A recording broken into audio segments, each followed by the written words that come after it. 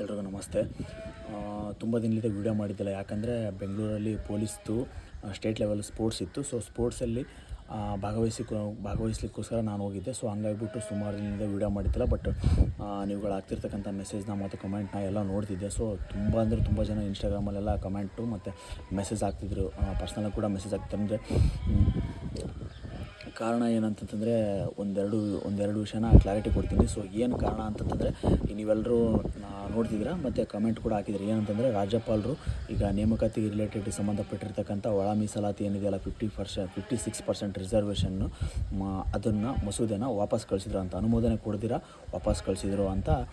ಅಂದರೆ ಅದ್ರ related message ಆಗ್ತಿದ್ರು. ಅಂದರೆ ಇನ್ಮೇಲೆ ನೋಟಿಫಿಕೇಷನ್ಸ್ ಇನ್ನೂ ಈಗ ಆಲ್ರೆಡಿ 4 ವರ್ಷ ಯಾವುದೇ ನೋಟಿಫಿಕೇಷನ್ಸ್ ಆಗಿಲ್ಲ. ಮತ್ತು ಈಗ ರಾಜ್ಯಪಾಲರು ಅನುಮೋದನೆ ಕೊಡ್ದಿರಾ ವಾಪಸ್ ಕಳಿಸಿದ್ದಾರೆ. ಮತ್ತೆ ನೋಟಿಫಿಕೇಷನ್ಸ್ ಏನಾದರೂ ಮತ್ತೆ ಲೇಟ್ ಆಗುತ್ತಾ, ಅಥವಾ ಈ ವರ್ಷವೂ ಆಗೋದೇ ಅಲ್ವಾ ಅಂತ ಒಂಥರ ಕಮೆಂಟು. ಮತ್ತು ಇನ್ನೊಂಥರ ಏನಂತಂದಪ್ಪ ಅಂದರೆ, ಎಲೆಕ್ಷನ್ ಆದಮೇಲೆ ಆಗುತ್ತಾ ಅಥವಾ ಅದಕ್ಕಿಂತ ಮುಂಚೆನೇ ನೋಟಿಫಿಕೇಷನ್ ಆಗುತ್ತಾ ಅಂತ. ಮತ್ತು ಇನ್ನೊಂದು ಏನಂತಂದರೆ, ಏಜು ಜಾಸ್ತಿ ಮಾಡ್ತಾರಾ ಅಥವಾ ಕಡಿಮೆ ಮಾಡ್ತಾರಾ ಅಂತ ಒಂದು. ಮತ್ತು ಇನ್ನೊಂದು ಏನಂತಂದರೆ, 56% ರಿಸರ್ವೇಷನ್ ಮಾಡ್ತಾರಾ ಅಥವಾ 50% ರಿಸರ್ವೇಷನ್ ಮಾಡ್ತಾರಾ ಅಂತ ಒಂದು. ಮತ್ತು ಇನ್ನೊಂದು ಏನಂತಂದಪ್ಪ ಅಂದರೆ, ಇವತ್ತು ಅಂದರೆ 20ನೇ ತಾರೀಕು ಜನವರಿ 20, 2026 ಕೋರ್ಟಲ್ಲಿ final reservation related final hearing ಇರೋದ್ರಿಂದ ಕೋರ್ಟ್ ಏನು ಡಿಸಿಷನ್ ಕೊಡ್ಬೋದು ಮತ್ತು ಅದರಿಂದ ನಮಗೇನು ಎಫೆಕ್ಟ್ ಆಗ್ಬೋದು ಅಂದರೆ, ನೇಮಕಾತಿಗೆ ಏನು ಎಫೆಕ್ಟ್ ಆಗ್ಬೋದು ಅಂತ ಸುಮಾರು ಜನ ಕಮೆಂಟ್ ಹಾಕಿದ್ರಿ. ಒಂದು ಡೈಲಿ ತುಂಬ ಕಮೆಂಟ್ ಹಾಕ್ತಿದ್ರು. ಬಟ್ ನಾನು ವೀಡಿಯೋ ಅವತ್ತೇ ಮಾಡ್ಬೇಕು ಅನ್ಕೊತಿದ್ದೆ. ಬಟ್ ಮುಂಚೆನೇ ಹೇಳಿರೋ ಥರ ನಾವು ಬೆಂಗಳೂರಿಗೆ ಸ್ಪೋರ್ಟ್ಸ್ ಆಡಲಿಕ್ಕೋಸ್ಕರ ಬೆಂಗಳೂರಿಗೆ ಹೋಗಿದ್ವಿ, ಸ್ಟೇಟ್ ಲೆವೆಲ್ ಸ್ಪೋರ್ಟ್ಸ್ ಇರೋದ್ರಿಂದ. ಹಾಗಾಗಿ ವೀಡಿಯೋ ಮಾಡೋಕ್ಕಾಗಿರಲಿಲ್ಲ. ಹಂಗಾಗಿ ಇವತ್ತು ಫ್ರೀ ಮಾಡ್ಕೊಂಡು ವೀಡಿಯೋ ಮಾಡ್ತಿದ್ದೀನಿ. ಊರಲ್ಲಿದ್ದೆ, ಬಟ್ ಫ್ರೀ ಮಾಡ್ಕೊಂಡು ವೀಡಿಯೋ ಮಾಡಲೇಬೇಕಂತ ಹೇಳ್ಬಿಟ್ಟು ಒಂದು ಕ್ಲಾರಿಟಿ ಕೊಡೋಣ ಅಂತ ವೀಡಿಯೋ ಮಾಡ್ತಿದ್ದೀನಿ. ಸೊ ಫಸ್ಟ್ ವಿಷಯ ಏನಂತ ನಾನು ಹೇಳ್ತಿರೋದು ಏನಂತಂದರೆ, ತುಂಬ ಜನ ಮಿಸ್ಗೈಡ್ ಆಗ್ತಿದ್ದಾರೆ. ಏನಂತಂದರೆ, ರಾಜ್ಯಪಾಲರು ಮಸೂದೆನ ಅನುಮೋದನೆ ಕೊಡದೆ ವಾಪಸ್ ಕಳಿಸಿದ್ರು, ಮತ್ತೆ ನೋಟಿಫಿಕೇಷನ್ಸ್ ಲೇಟ್ ಆಗುತ್ತೆ, ಮೀಸಲಾತಿ ರಿಲೇಟೆಡ್ಡು ಅನುಮೋದನೆ ಕೊಡದೆ ವಾಪಸ್ ಕಳಿಸಿದ್ರೆ ಮತ್ತೆ ನೋಟಿಫಿಕೇಷನ್ ಲೇಟ್ ಆಗುತ್ತೆ ಅಂತ ತುಂಬ ಜನ ಕಮೆಂಟು ಅಥವಾ ಮೆಸೇಜ್ ಹಾಕಿದ್ರಿ. ನಾನು ಅದಕ್ಕೆ ಒಂದು ಕ್ಲಾರಿಟಿ ಕೊಡ್ತೀನಿ. ಏನಂತಂದರೆ, ಈಗ ರಾಜ್ಯಪಾಲರು ಮಸೂದೆನ ಆ ಥರ ಹಿಂದೆ ಕಳಿಸೋದು ಪ್ರೋಸೆಸ್ಸು ನಿಮ್ಗೆಲ್ರಿಗೂ ಗೊತ್ತೇ ಇರುತ್ತೆ. ಅಂದರೆ ಅವ್ರು ಯಾವುದಾದ್ರೂ ಒಂದು ಮಸೂದೆ ಅನುಮೋದನೆ ಆಗಿಬಿಟ್ಟು ಅವ್ರು ಸೈನ್ ಮಾಡಲಿಕ್ಕೆ ಏನಾದರೂ ಬಂತಂದರೆ, ಅವರು ಅದರ ಕ್ಲಾರಿಟಿ ಕೇಳೋ ಅಥವಾ ಅದರದ್ದು ಯಾವುದಾದ್ರೂ ಒಂದು ಕೋರ್ಟಲ್ಲಿ ತೀರ್ಪು ಏನಾದರೂ ನಡೀತಿದ್ರೆ ಆ ಥರ ವಾಪಸ್ ಕಳಿಸೋದು ಅದು ಕಾಮನ್ನು. ಸೊ ಅದೇ ಥರ ಕಾಮನ್ನಾಗಿ ವಾಪಸ್ ಕಳಿಸಿದ್ದಾರೆ. ಬಟ್ ತುಂಬ ದಿನದಿಂದ ವೇಟ್ ಮಾಡ್ತಿರೋರಿಗೆ ತುಂಬ ಒಂಥರ ಆತಂಕ ಆಗಿರುತ್ತೆ. ಅದು ನಿಜ, ನನಗೂ ಕೂಡ ಆತಂಕ ಆಗುತ್ತೆ. ಬಟ್ ಏನಂತಂದರೆ, ಅವರು ವಾಪಸ್ ಕಳಿಸಿದ್ದಾರೆ. ಏನಕ್ಕೆ ವಾಪಸ್ ಕಳಿಸಿದ್ದಾರೆ? ನೋಟಿಫಿಕೇಷನ್ಸ್ ಮಾಡೋದೇ ಬೇಡ, ಅಥವಾ ನೋಟಿಫಿಕೇಷನ್ಸ್ ಈ ವರ್ಷ ಮಾಡೋದೇ ಬೇಡ, ಅಥವಾ ಇನ್ನೂ 3 ತಿಂಗಳು ಬೇಡ, ಈ ಥರ ಯಾವುದೇ ಒಂದು ಕಾರಣಕ್ಕಲ್ಲ. ಜಸ್ಟ್ ನಿಮ್ಗೆಲ್ರಿಗೂ ಗೊತ್ತಿರ್ಬೋದು, ಇವಾಗ ಸುಪ್ರೀಂ ಕೋರ್ಟ್ ಗೈಡ್ಲೈನ್ಸ್ ಇದೆ. ಏನಂತಂದರೆ, ಮೀಸಲಾತಿ 50% ಮೀಸಲಾತಿ ಕೊಡಬೇಕಂತ ಸಂವಿಧಾನದಲ್ಲಿ ಕೂಡ ಇದೆ. ನೀವೆಲ್ಲ ನೀಟಾಗಿ ನೋಡ್ತಾ ಹೋದರೆ ಗೊತ್ತಾಗ್ಬೋದು.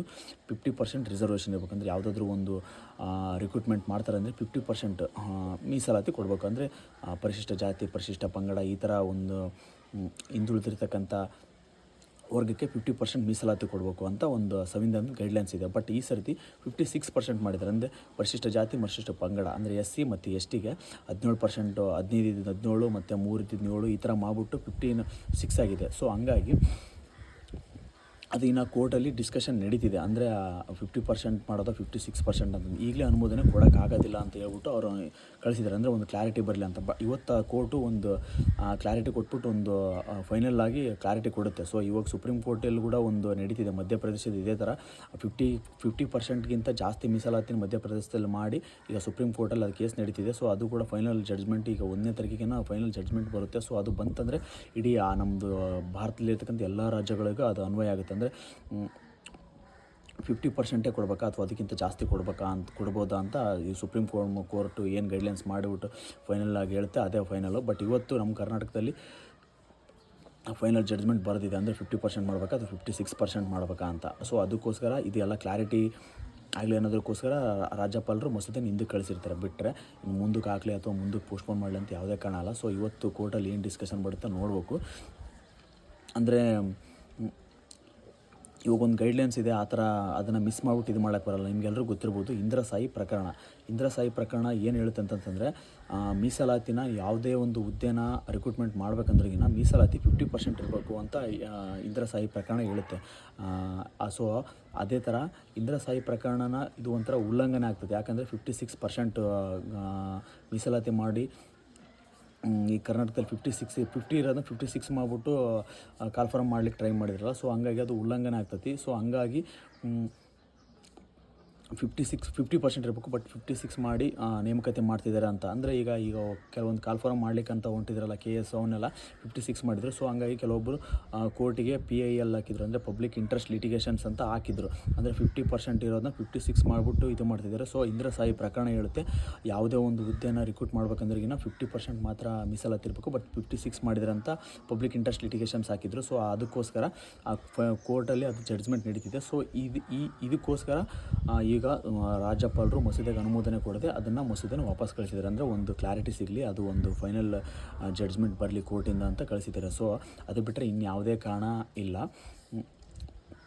ಹಂಗಾಗಿ ನೀವು ಓದ್ತಿರ್ತಕ್ಕಂಥವ್ರು ಈಗ ತುಂಬ ದಿನದಿಂದ ವೇಟ್ ಮಾಡ್ತಿದ್ದಾರೆ, ಮತ್ತು ತುಂಬ ಎಲ್ಲ ಪ್ರೊಟೆಸ್ಟ್ ಎಲ್ಲ ಮಾಡ್ತಿದ್ದಾರೆ. ನೀವು ಕೂಡ ನೋಡ್ತಿರ್ಬೋದು, ಧಾರವಾಡ, ಬಿಜಾಪುರ ಅಂತೆಲ್ಲ ತುಂಬ ಪ್ರೊಟೆಸ್ಟ್ ಮಾಡ್ತಿದ್ದಾರೆ. ಸೊ ಹಂಗಾಗಿ ಯಾರು ಇದರಿಂದ ಧೃತಿಗೆಡೋದೇನೋ ಅಂತ ಅವಶ್ಯಕತೆ ಇಲ್ಲ. ಸೊ 100% ಕಾಲ್ಫಾರ್ಮ್ ಆಗೇ ಆಗುತ್ತೆ. ಇವತ್ತು ಕೋರ್ಟಲ್ಲಿ ಏನು ಡಿಸ್ಕಷನ್ ಬರುತ್ತೆ, ಎರಡಲ್ಲೊಂದು ಬರಲೇಬೇಕಂದ್ರೆ 50% ಮಾಡಲಿ, 50% ಮಾಡಿಬಿಟ್ಟು ನೋಟಿಫಿಕೇಷನ್ ಮಾಡಿರಿ, ಅಥವಾ 56 ಮಾಡಿದ್ರು ನೋಟಿಫಿಕೇಷನ್ಸ್ ಮಾಡಲಿ ಅಂತ ಒಂದು ಫೈನಲ್ ಡಿಸಿಷನ್ ಬಂದೇ ಬರುತ್ತೆ. ಇವತ್ತು 100% ನೋಟಿಫಿಕೇಷನ್ಸ್ ಕಾಲ್ಫಾರ್ಮ್ ಆಗುತ್ತೆ. ಈಗ ಅರ್ಜೆಂಟ್ ನೋಟಿಫಿಕೇಷನ್ಸ್ ಮಾಡೋದಿದೆ, ಯಾಕಂದರೆ ಸುಮಾರು ನೋಟಿಫಿಕೇಷನ್ಸ್ ಆಗಿಲ್ಲಿಂದ PCನೂ PSIನೂ ಮತ್ತು SD FD ವಿಲೇಜ್ ಅಕೌಂಟರ್ಸ್ ತುಂಬ ನೋಟಿಫಿಕೇಷನ್ಸ್ ಸಡನ್ಲಿ ಎಲ್ಲ ಒನ್ ಬೈ ಮಾಡ್ಕೊತ ಹೋಗ್ತಾರೆ. ಸೊ ಹಂಗಾಗಿ ಇದ್ರ ಬಗ್ಗೆ ಯಾರು ನೋಟಿಫಿಕೇಷನ್ ರಾಜ್ಯಪಾಲರು ಮಸೂದೆ ಹಿಂದೆ ಕಳಿಸಿದ್ರು, ಇಲ್ಲಂದಪ್ಪ ಅಂದ್ರೆ ಇಂದಿರಾ ಸಾಯಿ ಪ್ರಕರಣ ಉಲ್ಲಂಘನೆ ಆಯಿತು, ಇಲ್ಲ ಕೋರ್ಟಲ್ಲಿ ಜಡ್ಜ್ಮೆಂಟ್ ಆಗ್ತಿಲ್ಲ, ಮತ್ತು ಪಬ್ಲಿಕ್ ಇಂಟ್ರೆಸ್ಟ್ ಲಿಟಿಗೇಷನ್ ಹಾಕಿದ್ದಾರೆ, ಈ ಥರ ಯಾವುದೋ ಒಂದು ಕಾರಣ ಇಟ್ಕೊಂಡು ನೀವು ಒಂದು ಓದೋದು ಸ್ಟಾಪ್ ಮಾಡಿದರೆ ಅದು ನಿಮಗೆ ಆಗ್ತಕ್ಕಂಥ ಲಾಸ್. ಯಾಕಂದರೆ ಈಗ 4 ವರ್ಷ ಹೋಗ್ಬಿಟ್ಟಿದೆ ವೇಸ್ಟ್, ಅದನ್ನು ಯಾರೂ ತಂದು ಕೊಡೋಕ್ಕಾಗಲ್ಲ. ಅಟ್ಲೀಸ್ಟ್ ಈ ಸರ್ತಿನಾದರೂ ನೋಟಿಫಿಕೇಷನ್ 100% ಆದಾಗ ನೀವೇನಾದರೂ ಕಾಲ್ಫಾರ್ಮ್ ನೋಟಿಫಿಕೇಷನ್ 100% ಸೆಲೆಕ್ಷನ್ ಆದರೆ ಇಷ್ಟು ದಿನ ಆಗಿದ್ದನ್ನು ಎಲ್ಲ ಮರೆತುಬಿಟ್ಟು ಒಂದು ಹೊಸ ಜೀವನ ಸ್ಟಾರ್ಟ್ ಮಾಡ್ಬೋದು. ಬಟ್ ಅದ್ರ ಬಗ್ಗೆ ನೀವು ಯೋಚನೆ ಮಾಡ್ಕೊಂತಿದ್ರೆ ಈ ಸರ್ತಿ ಬಿಡ್ತಕ್ಕಂಥ ಎಕ್ಸಾಮು ಇದಾಗಲ್ಲ. ನಿಮಗೆಲ್ರಿಗೂ ಕ್ಲಾರಿಟಿ ಸಿಕ್ಕಿರುತ್ತೆ ಅಂತ ಅನ್ಕೊತೀನಿ. ಸೊ ಏನಾದರೂ ನಿಮಗೆ ಡೌಟ್ ಇದ್ದರೆ ನನಗೆ ಮೆಸೇಜ್ ಹಾಕಿರಿ, ನಾನು ರಿಪ್ಲೈ ಮಾಡ್ಬಿಟ್ಟು ಹೇಳ್ತೀನಿ. ಬಟ್ ಇದು ಅಂತೂ ಕ್ಲಾರಿಟಿ ತೊಗೊಂಡಿರಿ. ರಾಜ್ಯಪಾಲರು ಮಸೂದೆ ಹಿಂದಕ್ಕೆ ಕಳಿಸಿದ್ರೆ ಅಂದಿದ ತಕ್ಷಣ ನೋಟಿಫಿಕೇಷನ್ ಆಗಲ್ಲ ಅಂತ ಅನ್ಕೊಳಕ್ಕೆ ಹೋಗ್ಬೇಡಿ. ಯಾಕಂದರೆ ಇಂದಿರಾ ಸಾಯಿ ಪ್ರಕರಣ 50% ಮಾತ್ರ ರಿಸರ್ವೇಷನ್ ಕೊಡಬೇಕಂತ ಇತ್ತು, ಬಟ್ 56% ರಿಸರ್ವೇಷನ್ನ ಕರ್ನಾಟಕದಲ್ಲಿ ಕೊಟ್ಟಿರೋದ್ರಿಂದ ಕೆಲವೊಬ್ಬರು ಪಬ್ಲಿಕ್ ಇಂಟ್ರೆಸ್ಟ್ ಲಿಟಿಗೇಷನ್ಸ್ PIL ನಿಮಗೆಲ್ಲ ಗೊತ್ತಿರ್ಬೋದು, ಅದನ್ನು ಹಾಕಿದ್ರು. ಸೊ ಹಂಗಾಗಿಬಿಟ್ಟು ಅದು ಜಡ್ಜ್ಮೆಂಟು ಇವತ್ತು ಬರುತ್ತೆ, ಅಂದರೆ ಜನವರಿ 20, 2026 ಇವತ್ತು ಕೋರ್ಟಲ್ಲಿ ಫೈನಲ್ ಜಡ್ಜ್ಮೆಂಟ್ ಆಗುತ್ತೆ. ಸೊ ಜಡ್ಜ್ಮೆಂಟ್ ಆದರೆ 100% ಅರ್ಜೆಂಟ್ ನೋಟಿಫಿಕೇಷನ್ಸ್ ಆಗುತ್ತೆ. ಡೇ ಬೈ ಪ್ರತಿಯೊಂದು ನೋಟಿಫಿಕೇಷನ್ಸ್ ಆಗ್ತಾ ಹೋಗುತ್ತೆ. ಸುಮಾರು ಪೋಸ್ಟ್ಗಳು ಈಗೇನು ಪ್ರೀವಿಯಸ್ ಇಯರಿಂದ ಎಲ್ಲ ಉಳ್ಕೊಂಡಿರೋ ಪೋಸ್ಟ್ಗಳೆಲ್ಲ ಕಾಲ್ಫಾರ್ಮ್ ಆಗುತ್ತೆ. ಸೊ ಹಂಗಾಗಿ ನೀವು 100% ಚೆನ್ನಾಗಿ ಓದ್ತೀರಿ. ನೋಟಿಫಿಕೇಷನ್ಸ್ ಆದಮೇಲೆ ಒಳ್ಳೆಯ ಗಮನ ಇಟ್ಟು ಓದಿ ಈ ಸರ್ತಿ ಎಕ್ಸಾಮ್ನ ಚೆನ್ನಾಗಿ ಮಾಡ್ಕೊಳಕ್ಕೆ ಟ್ರೈ ಮಾಡಿ. ಇದು ನೋಟಿಫಿಕೇಷನ್ಸ್ ಈ ವರ್ಷ ಅಂತೂ ಆಗಲೇಬೇಕು 100%. ಯಾಕಂದರೆ ಸುಮಾರು ವಿದ್ಯಾರ್ಥಿಗಳೆಲ್ಲ ಹೋರಾಟಗಳೆಲ್ಲ ಮಾಡ್ತಿದ್ದಾರೆ. ಮತ್ತು ಈ ವರ್ಷ ನೋಟಿಫಿಕೇಷನ್ಸ್ ಆಗಿಲ್ಲ ಅಂದರೆ ಸಖತ್ ಹೋರಾಟಗಳು ನಡೀತಿದೆ, ಅದು ಸರ್ಕಾರದ ಗಮನಕ್ಕೂ ಇರ್ತೈತೆ. ಹಂಗಾಗಿ ಹಾಗೆ ಆಗುತ್ತೆ, ಚೆನ್ನಾಗಿ ಓದಿರಿ. ಇದೇ ಥರ ನಾನು ನಿಮಗೆ ಜಾಬ್ ಇನ್ಫಾರ್ಮೇಷನ್ನ ಕೊಡ್ತಿರ್ತೀನಿ, ಇದು ಯೂಸ್ ಆಗಲಿ ಅಂತ ಹೇಳ್ಬಿಟ್ಟು. ನಿಮಗೇನಾದರೂ ಇದೇ ಥರ ಇನ್ಫಾರ್ಮೇಷನ್ ಏನಾದರೂ ಬೇಕಿದ್ದರೆ ನಮ್ಮದು ಈ ಚಾನಲ್ನ ಸಬ್ಸ್ಕ್ರೈಬ್ ಆಗಿರಿ. ಮತ್ತು ಇನ್ಸ್ಟಾಗ್ರಾಮಲ್ಲಿ ಕೂಡ ನನ್ನ ID ಇದೆ, ಯೂಟ್ಯೂಬು ಮತ್ತು ಇನ್ಸ್ಟಾಗ್ರಾಮಲ್ಲಿ ನನ್ನ ಚಾನಲ್ನ ಸಬ್ಸ್ಕ್ರೈಬ್ ಆಗಿರಿ. ಇದೇ ಥರ ಜಾಬ್ ಇನ್ಫಾರ್ಮೇಷನ್ ಕೊಡ್ತೀನಿ. ನಿಮ್ಗೆ ಏನಾದರೂ ಡೌಟ್ ಇದ್ದರೆ ಮೆಸೇಜ್ ಆಗಿರಿ. ಸೊ ಅದ್ರ ಮೇಲೆ ಒಂದು ವೀಡಿಯೋ ಮಾಡಲಿಕ್ಕೆ ಟ್ರೈ ಮಾಡ್ತೀನಿ, ಅಥವಾ ಮೆಸೇಜ್ ರಿಪ್ಲೈ ಮಾಡ್ಬಿಟ್ಟಿರ್ತೀನಿ. ಒಟ್ಟಿನಲ್ಲಿ ಚೆನ್ನಾಗಿ ಓದ್ಬಿಟ್ಟು ನೀವೆಲ್ಲರೂ ಆಯ್ಕೆ ಆಗಿರಿ ಅನ್ನೋದು ನನ್ನ ಉದ್ದೇಶ. ಈ ವಿಡಿಯೋ ನೋಡೋದಕ್ಕೆ ಎಲ್ರಿಗೂ ಧನ್ಯವಾದಗಳು. ಬಾಯ್.